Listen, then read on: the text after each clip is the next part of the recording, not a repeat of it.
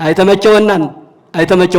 ንሰንሳትና ወንዳርጋና ተጨኻኸና በሓደ ገጽ ዝበልዕ ሰቲ ሰክር ሰኺሩ ዝበኣስ ዝእሰር ልዕሊ ዓቐን ዝኾነ ድግስ ደጊሱ ዳስዳስዩ ፍሰስ ተፋሰስ ገይሩ በልዑለይ ስተዩለይ በልዳ ብሞተይ እናተባሃለ እስካብ ዝሓምም ዝበልዕ ዘለዎ ዓዲ በሓደ ገጽ ደሞ ንኽልተ ንሰለስተ መዓልቲ ዝኣክል ጨና እኽሊ ዘይረኸበ እንጀራ እናበለ ዝመውት ቀሚኒ እናበለ ዝመውት ንእሽተይ ነገር ርዳእታ ሒዝካ ኸድካስ ካፍታ ትረድኦን ላዕሊት ዘፍስሶ ንብዓት ይበዝሕ ኣብዘን ዝዓበያ ሃገራት እኮ ንሰምዕን ነንብብን ኢና ሓደ ዜጋ ብዘይ ኣግባብ እንተሞይቱ ሓላፊ መራሒ በቃ ስልጣን ይለቀቅ ኣለኹ እስካብ ዝብለሉ ይብፅሕ እዩ ሕዚ ግን ያው ምጡኝ ኢልካ እንድዒ ኣይተመቸወናን ህዝብና ይጸንት ኣሎ ህዝብና ይውዳእ ኣሎ ዝግበር ይገበር ብሰላምን ብርጋዕታት ትፍለጥ ዓዲ ናብ ሁከት ክንመልሳ ይግበና ስለዚ ህዝቢ ትግራይ ኣብ መላእ ዓለም ዘለኹም ስለ ሰላም ንጸልይ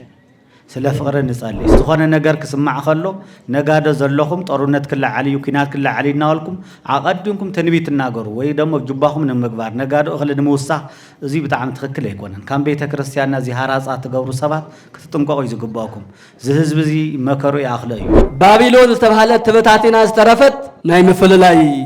መንፈስ ዘምፀት ብትዕቢትን ብቕልፅመይን ብኻልእን እናበለት ዝነበረት ሕዚ ግን ታሪክ ኮይና ዝተረፈት እያ ዓድና እውን ከምኡ ከይትኸውን ዝሓለፈ ይኣክል ንውረድ እዞም ሰባት እዚኣቶም ንኽፋእ ንተንኰል ሓቢሮም ኣለዉ ዘለይዎ ነገር እንተይፈጸሙ እውን ዝዓርፉ ኣይኮንን በቲ ንጉጀሎ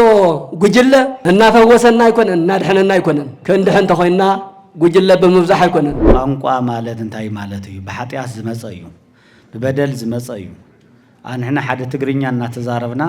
ሓንቲ ቋንቋ እናተናገርና ድምፅና ሓሳብና ዘይሰኻኻዕ ዘሎ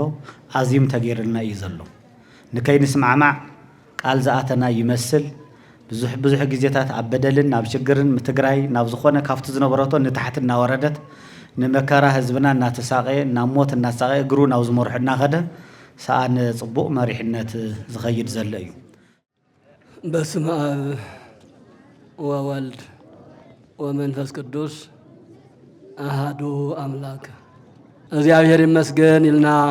ከነመስግኖ ፈቂዱልና እሞ ደጊምና ደጋጊምና ስሙ ንቀድስ ነኽብር ስሙ እግዚአብሔር ዝተባረኸን ዝተቀደሰን ይኹን በፈቃደ አቡሁ ወረደ አበ ማርያም ተአንገደ በድንግልና ንጹህ እግዚአብሔር ተወልደ በፈቃደ አቡሁ ወረደ አበዴ ማርያም ዓረፈ ተስተናገደ በንጹህ ድንግልና እግዚአብሔር ተወለደ ሊቁ ቅዱስ ዲዮስቆሮስ ኣብ መጽሐፈ ቅዳሴ ካፍቶም ሰለስተ አካላት ሓደ አካል እግዚአብሔር ወልድ ንኣና ንምድሓን ካብ ሰማያት ከም ዝወረደ ካብ ሰማያት ወሪዱ ደሞ ኣብ ቅድስት ድንግል ማርያም ከም ዝሓደረ ካብ ስጋ ካብ ነፍሳ ነፍሲ ወሲዱ ሰብ ከም ዝኾነ ሰብ ዝኾነሉ መንገዲ ድማ ብንጹህ ድንግልና ሰብ ኩሉ ሰብ ዝኾነሉ መንገዲ ከይኮነስ ሰብ ኩሉ ሰብ ካብ ዝኾነሉ መንገዲ ብዝተፈለየ ብንጹህ ድንግልና እግዚአብሔር ተወለደ ኢሉ ነጊሩናን ዘሚሩልና ኣሎ እግዚአብሔር ናባና እንትመጽእ ካብ ሰማይ ወሪዱ እንትበሃል ኣብዚ ዓለም ዝየለን ማለት ግን ኣይኮነን ዝኾነ ይኹን ፍጡር ዝኾነ ይኹን ኣካል ካብ ክየ ናብዚ መጽኡ ካብዚ ንክየ ኸይዱ እንተተባሂሉ ያው ብትንፈልጦ መንገዲ እዩ ዝኸይድ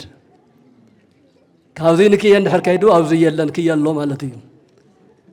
ከማዕዶ ናብዚ እንተመጽኡ ኣብ ማዕዶ የለን ኣብዚ እዩ ዘሎ ማለት እዩ እግዚአብሔር ግን ካብ ሰማይ ወሪዱ እንትንብል ሰማያዊ ክብሩ ሰማያዊ መንበሩ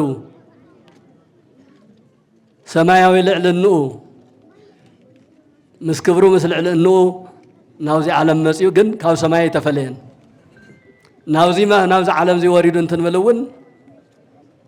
ኣብዚ ዓለም ዚ ኣይነበረን ማለት ኣይኮነን ምክንያቱ እግዚአብሔር ምሉእ በኩለሄ እግዚአብሔር ኣብ ኩሉ ዘሎ ምሉእ ህልውና ዘለዎ እምበር ከም ፍጡር ዝተወሰነ ኣካል ኣይኮነን ኣብዚ የሎ ክየ የለነ ይበሃልን ከምቲ ወንጌላዊ ቅዱስ ዮሐንስ መጻ ውስተ ዓለም ወውስተ ዓለም ሃሎ ናብዚ ዓለም ዚ መጽኡ ግን ኣብዚ ዓለም ዚ እውን ዝነበረ እዩ እንታይ ደኣ ብስውር ዝነበረ ብረቂቕ ዝነበረ ብግዙፍ ኮይኑ ብዝድህሰስ ብዝጭበጥ ብዝረአ ተገለጸ ማለት እዩ ስለዚ እግዚአብሔር ካብ ሰማያት ወረደ ካብ ሰማያት ወሪዱ ድማ ኣብ መን ዓረፈ ኣፍታ ንጽሕትን ቅድስትን ዘለዓለማዊት ድንግል ዝኾነት እመብዙሃን ሰኣሊተ ምህረት ኣቁራሪተ መዓት እማ ኣምላክ ወላዲተ ኣምላክ ኣብ ኣሓደረ ንሳ ተቐበለቶ ንሳ ኣስተኣናገደቶ ወላዲተ ኣምላክ ክትከውን ብቕዕቲ ኮይና ተረኸበት ንጽሕት በድንግልና ኣልባቲ ሙስና ይብላ ቅዱስ ያሬድ ንቅድስት ድንግል ማርያም ተመስግና ብድንግልና ንጽሕት እያ ሙስና ጥፍኣት ርኩሰት የብላን ዋላ ናይ ሓሳብ ብንጹህ ድንግልና ማለት ብዙሕ ሰብ ብድንግልና ዝነብር ትነብር ኣይስኣንን ዕድመ ልክዓ ዕድመ ልክዑ ብድንግልና ዝነብር ኣብ ዘመንና ዋላ መሊኡ እዩ ድንግል ነገር ግን ድንግል እንትበሃል ናይ ድንግል ማርያም ድንግልና ዝተፈለየ ድንግልና እዩ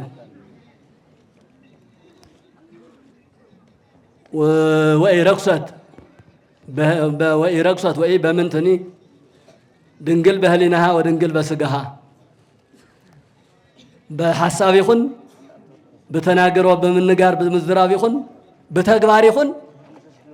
ኃጢአት ዝበሃል ዘይነኸዓ ፍልይቲ ኣዶ ስለ ዝኾነት ካብታ ፍልይቲ ኣዶ ብንጹህ ድንግልና እግዚአብሔር ተወሊዱ በብዓመቱ ይኸው ክርስቶስ ተወሊዱ እናበልና በብዓመቱ ነኽብሮ ሕዚ እውን ዘመነ ልደት ኢና ዘለና ክቡራንን ክቡራትን ደቂ እግዚአብሔር ካብ ሰማይ ወሪዱ ሕጊ ሰሪዑ ኣብነት ኮይኑ መምህር ኮይኑ ክንድሕን እንድሕነሉ መንገዲ ጸሪጎ አስተኻኺሉ ዝሃበና ኣምላክ ኩሉ ፍጥረት ኣምላኽና ጎይታና መድኃኒና ኢየሱስ ክርስቶስ ብትንሱ ዝሰርዐልና ሕግን ስርዓትን ተተጓዒዝና ብቲ ዝጠረገልና መንገዲ እንተተንቀሳቒስና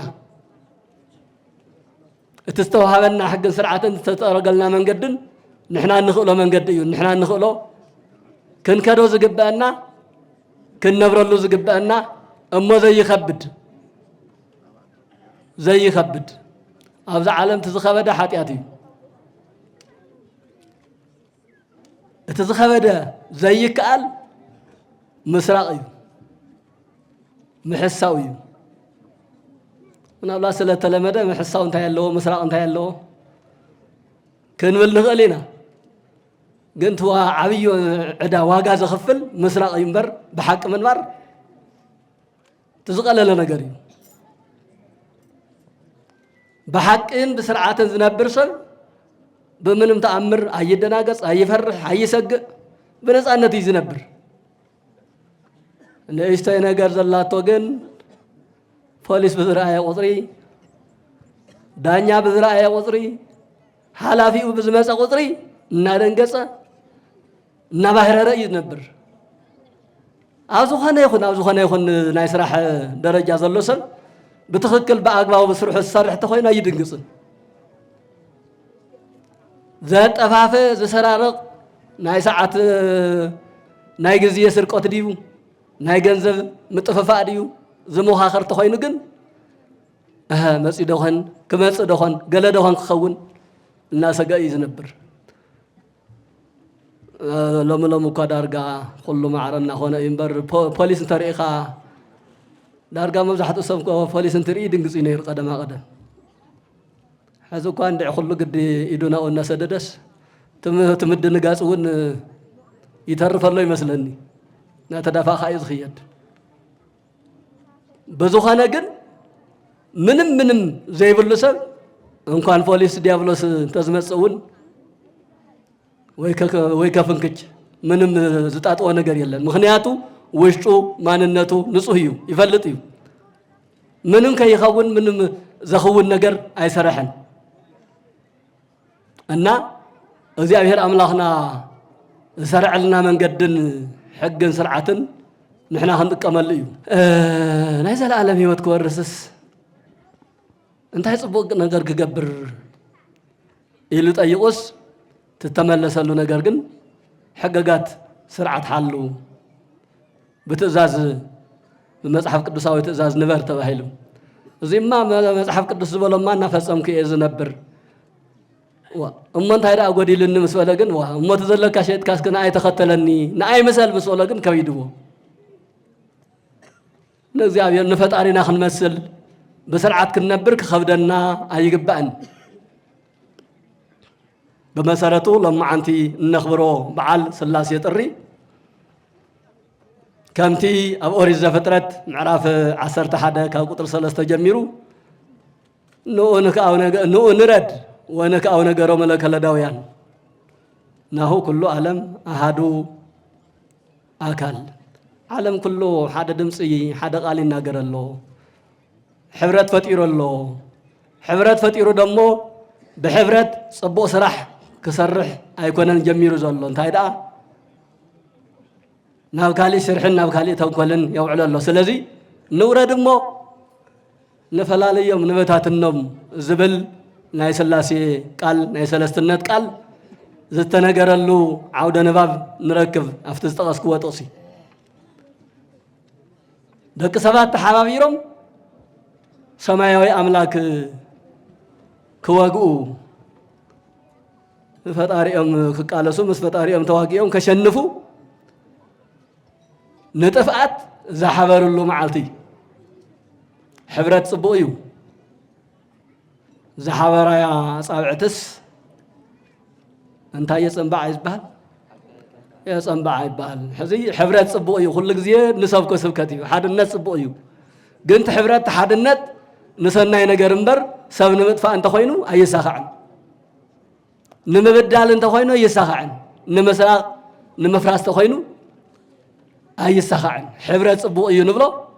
ንጽቡቕ ነገር ፈጣሪኻ ንምስጋን ሰብ ንምሕጋዝ ዓዲ ንምህናጽ ሰሪሕኻ ንምርካብ ሰብ ንምድሓን እንተ ሓቢርካ ጽቡቕ ነገር እዩ እዞም ሰባት እዚኣቶም ኣብዚ ዕለት ዝዝከሩ ባቢሎናውያን ግን انتي موتنا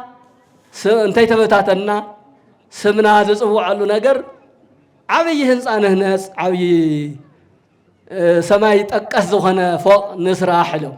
عد خنرلو حزب خنا دحنلو كنحجزلو كنبلع له خنصتيلو خنصدقلو يكونن سمنا هصوع على مخنياتو ابلع على سماي كوينو حدنا بموت زوسد فتاري الله بفلاي ثلاثه اكلات لو النا تبحال نسمعنا سلازي سماي زبصح فوق نسرحمو افتلع علي سماي مسصحنا نتوفتو سماي زلو املاك وقينا نحنا بسلام كنبرينا لهم حاسبهم هذا غزيكو بزح يحاسبني يسمچس ايمرونا تحساسبنا ياو ناي حساب قدب يبلون ግን ተኸሎ እንተ ሓሰብካ እምበር ዘይተኸሎስ ከምቲ እሙሃይ ግዲ ሓደ ነገር ሓሊመ ኢለንሲ እንታይ ርኢኺ ከምዚ ተሸኪመ እናኸድኩ እሙሃይ ተመሊስክ ደቅስ እሞ ዝዓቕሚ ክሕለሚ ኢለምዋ ይበሃል ክገልጾ የደለኹ እንትውሽጡ እና ዓሰርተ እንተኸፍአ ዝኽእሎ ነገር እኮ ምሕሳብ እኮ ምችል ሕዝስ ኣብ መሬት ዘሎ ክፋእ ኣብ መሬት ዘሎ ተንኰል ኣብ መሬት ዘሎ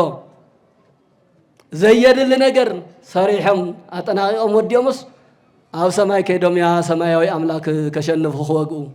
كوزيد إحنا نابعكي زي عقمنا عين حساب زي عقمنا عين منا النخلو نجر نمسرح نتجه زي نخلو نجر دمو نزخل أحلفنا نهبو حزي حبراتهم صبونا يرو حبراتهم جن نموت كوينو سمعنا عناتهم نموت كوينو مهنياتو زي يخلوه ناي مدر خفاءات ጨሪሶምስ ኣብ ሰማይ ውን ክፋኣት ክሰርሑ ደልዮም ብድሕሪኡ ካብቶም ሰለስተ ኣካላት ሓደ ንኡ ንረድ ወንክኣው ነገሮም ንዑ ንውረድ እዞም ሰባት እዚኣቶም ንኽፋእ ንተንኮል ሓቢሮም ኣለዉ ዘለይዎ ነገር እንተይፈጸሙ ውን ዝዓርፉ ኣይኮኑን ስለዚ ንውረድ እሞ ቋንቋኦም ሓደ ገይርዎም ዘሎ ቋንቋ እዩ ቋንቋኦም ንፈላለዮም ዝብል ናይ ስላሴ ድምፂ ተሰሚዑ እቲ ዝሰርሕዎ ዝነበሩ ብጣዕሚ ሰማይ ጠቀስ በፂሖም ዝነበሩ እቶም ሰራሕተኛታት እቶም መተሓባበርቲ ጥራሕ ናብ 71 ዝኣኽሉ ኢንጂነራት ድዮም ኮንትራክተራት ነይሮም እዮም ናይ ስላሴ ቃልዚ ምስ ተሰምዐ ስላሴ ናብዞም ክፉኣት ሰባት ዓይኖም ዘወር ምሰበሉ ቋንቋኦም ተደባሊቑ ጭቃ ዘምፅእ ጭቃ ምፅእ እንትበሃል እምኒ ሒዙ ይኸይድ ዕንጨት ተምፅእ ዝተባሃለ ጭቃ ሒዙ ይኸይድ በቃ ዘይተባሃሎ ዋ ኣታ ጭቃ እኮ እየ ዝበልኩ ኻይሉ እምኒ ሒዙ ንዝመፀ ብቲ እምኒ ርእሱ ጭቃ ሒዙ ንዝመፀ ብቲ ጭቃ ዓይኑ ንሳቶም ተጠፋፊኦም ክሰማምዑ ክደማመፁ ኣይከኣሉን ምክንያቱ ሕብረቶም ንኸፍኣት ንተንኮል ስለ ዝነበረ 71 ሓለፍትስ ኩሎም ነናይ ባዕሎም ካልእ ቋንቋ ተፈጢሩሎም ናይቲ ሓደ ቋንቋ ሓደ ይሰምዑን ምድምማፅ ምስ ኣበዮም ተበታቲኖም እታ ዓዲ እንታይ ተባሂላ ባቢሎን ተባሂላ ባቢሎን ማለት ዝሩት ዝተበታተነት ዘይትደማመፅ ዘይትሰማማዕ ዘይትረዳዳእ ዝተበታተነት ዓዲ ንምባል ባቢሎን ዝብል ስያሜ ተዋሂብዋ ሎሚ ናይ ሎሚ ኢራቅ ኢልና ንፅውዓ ማለት እዩ በመጽሐፍ ቅዱስ ስም ባቢሎን ተባሂላ ተፀዊዓ ኣላ እና ኣብ ክፋእን ኣብ ተንኮልን ዝነበሩ ሰባት ቋንቋኦም ተበታቲኑ ሓሳቦም ከሺፉ ንሳቶም ውን ተበታቲኖም ዝተረፍሉ እግዚአብሔር ኣብዞም ልዕሊ እዚኣቶም ምኽሮምን ተንኮሎምን ዝፈሸለሉ ዘኽሸፈሉ መዓልቲ እቲ ታሪክ ንሱ ድማ ታሪክ ኮይኑ ንሕና ውን ክንመሃረሉ ብመጽሓፍ ቅዱስ ተጻሒፉ እስካብ ሎሚ ንመሃረሉ ኣለና ማለት እዩ ስለዚ እግዚአብሔር ናባና በአካል ይኹን ብቃላት ይወርድ እዩ በአካል ከም ተዓንተው ዘልናዮ ዘመነ ልደት ኢልና ነኽብሮ ዘለና ናባና ንኣና ንኸድሕን ወሪዱ ተወሊዱ ሰብ ኮይኑ ሕግን ስርዓትን ተኺሉ ኣብ ቀራንዮ ኣደባባይ ቅዱስ ስጉእ ቆሪሱ ደሙ ኣፍሲሱ ኣድሒኑና እዩ ብድሕሪኡ ዘሎ ከከም ኩነታቱ ናባና ክመፅእ ይኽእል እዩ ብረድኤት ይመፅእ ረድኤት ዘስርሕ ስራሕ ዘውህብ ስራሕ ተዘይሰሪሕና ደሞ ብመዓት እውን ይግለጽ እዩ ካብ መዓቱ እግዚአብሔር ይሰውረና ሎሚ እዛ ባቢሎን ትበሃል ዓዲ ዝሰርሕዎ ነገር ዝሓስብዎ ነገር ፀጋማይ ዝኾነ ሓሳብ ፀጋማይ ዝኾነ ስራሕ ይሰርሑ ስለ ዝነበሩ ዓዶም ተበታቲና ተሪፋ እያ ሎሚ እውን ናባና እንተመፂና ዓድና ሕድሕድና ዝበታትን ሓሳብ ኢና ንሰምዕን ንርእን ዘለና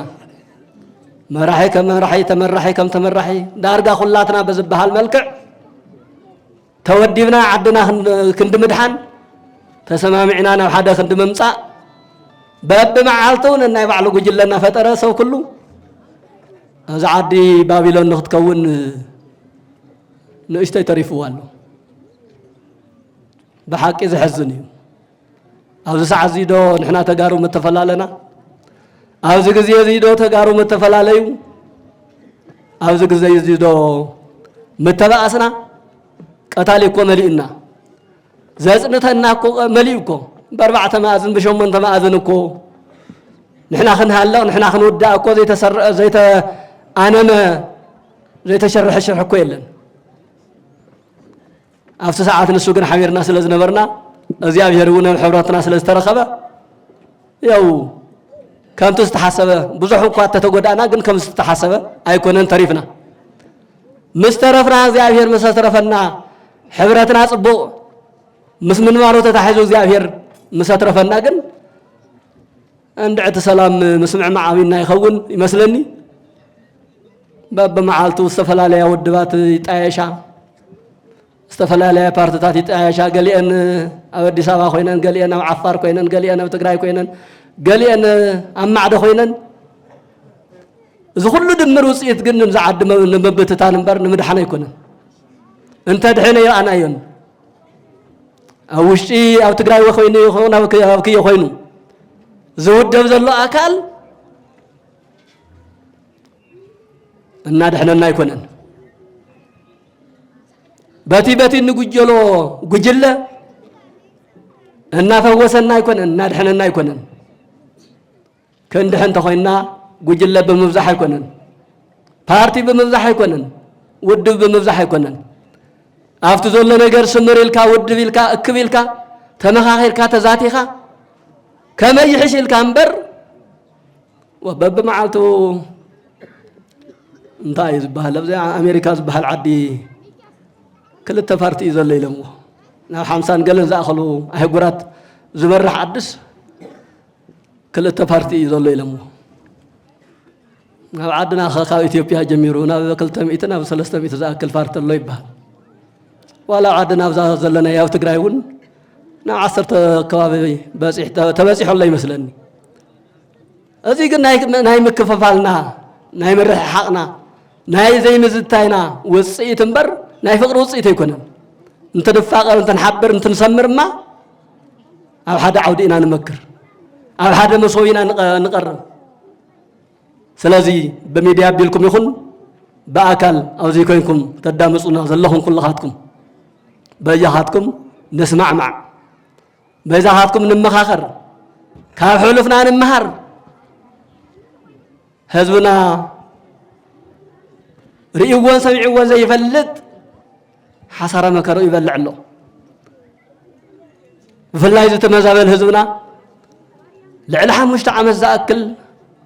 ኣብ ዝተቀደደ ኸንዳ ኣብ ፈቀዱ ጎዳና ተቐሚጡ ሓደ ግዜ ደቁ እናተመንጠለ በአራዊት እናተበልዐ ብረሃብ እናሃለቀ ብሕማም እናሃለቀ ፈዋሲ ዘይብሉ ኣይዞኻ ዝብሎ ዘይብሉ ዝሕግዞ ዝረድኦ ዘይብሉ ንሰንሳትና እውን ዳርጋ እናተጨኻኸና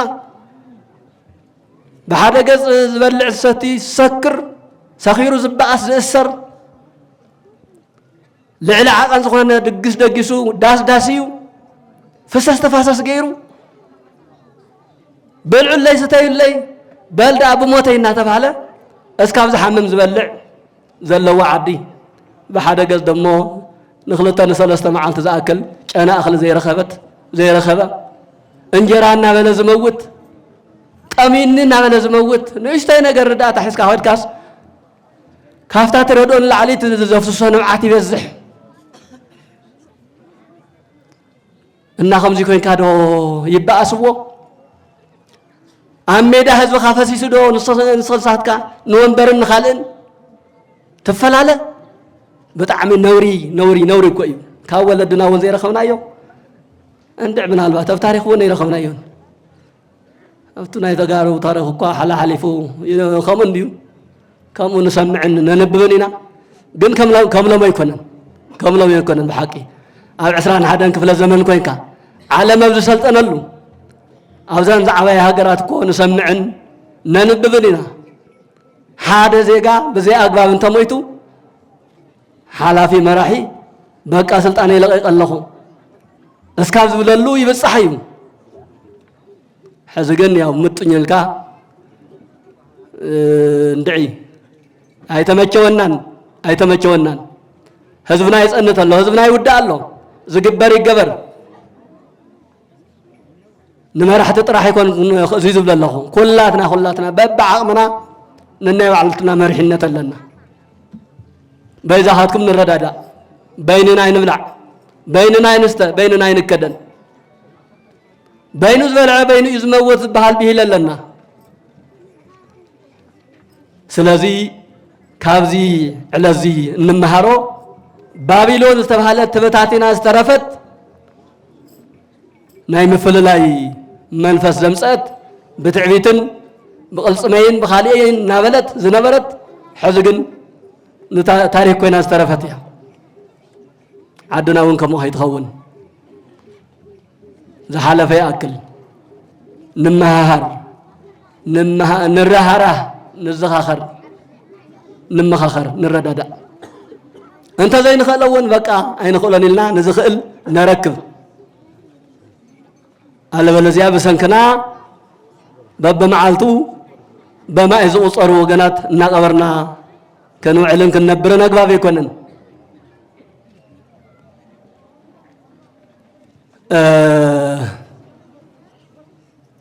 بحقي توانقا زبحال عنتو نبزحات فلاليو زبلنا يو توانقا انت خيل كالو انت تردادي خالو توانقا هيوتيو توانقا من رداديو توانقا من نغاغريو